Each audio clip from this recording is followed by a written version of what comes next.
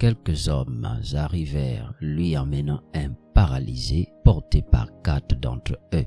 Mais ils ne pouvaient pas le présenter à Jésus à cause de la foule. Ils ouvrirent alors le toit au-dessus de l'endroit où était Jésus. Par le trou qu'ils avaient fait, ils descendirent, le paralysé étendu sur sa natte. Marc 2, 3 à 4. Cet homme, voyez-vous, avait 4 amis qui étaient prêts à faire tout ce qui était en leur pouvoir afin que leur ami soit guéri.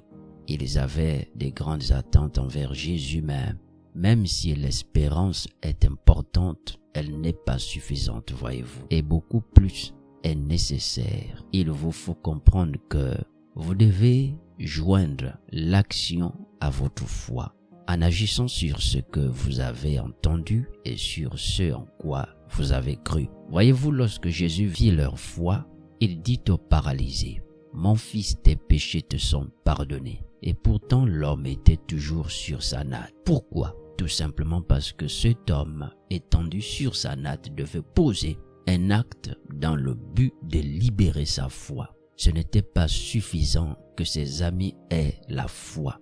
Il se leva donc immédiatement, prit son lit et marcha.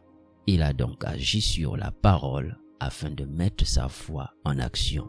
Frère, même si votre espérance est évidente et que vous avez reçu une parole divine, quelle que soit sa puissance, il vous faut ajouter à cela de l'action, c'est-à-dire qu'il vous faut agir.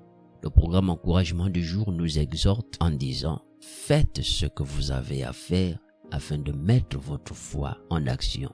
Ne remettez pas cela plus tard, mais forcez-vous de faire ce que vous devez faire. La foi est active et non passive. » Nous voulons prier.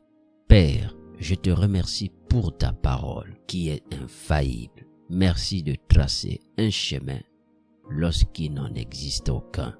Père, donne-moi le courage et la sagesse de faire ce qui est nécessaire afin de mettre ma foi en pratique.